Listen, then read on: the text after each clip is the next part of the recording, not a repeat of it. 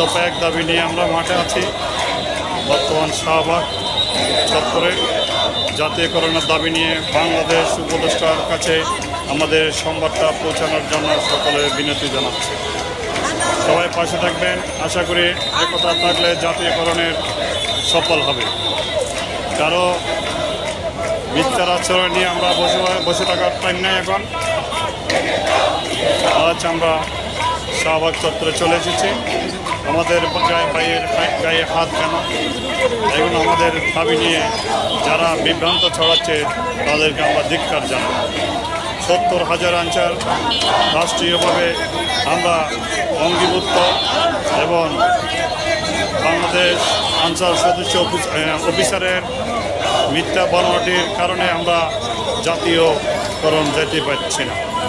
অথচ আমরা বিভিন্ন এয়ারপোর্ট, বিভিন্ন থানায় ডিউটি করে রাষ্ট্রীয় বন্দর এবং বিভিন্ন সুরক্ষায় আমরা জড়িত।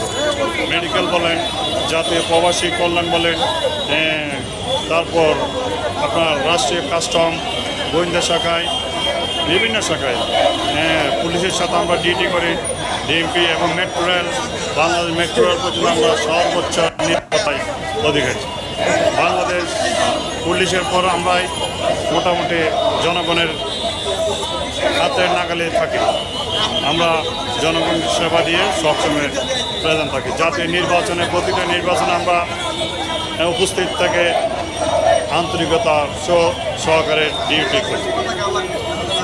তাই আমরা বলতে চাই, আজ শাহবাগে কেন বাংলাদেশ আচার officer, BCS cadre, director, DG মহোদয় কিছুদিন এসেছে।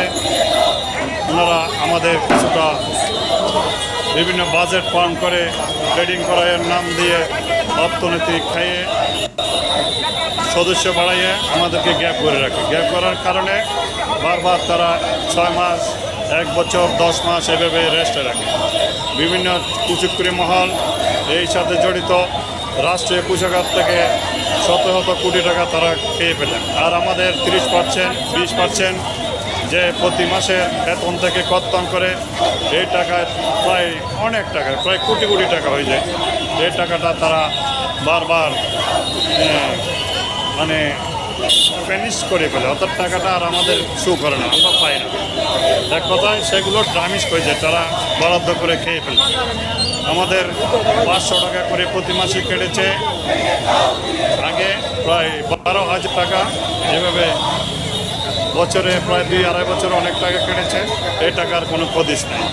আজকে 70,000 আনসারের এই 12,000 করে মাথা পিছু হিসাব করেন, এই টাকা যাই করে কেউ হিসাব দিতে পারে না।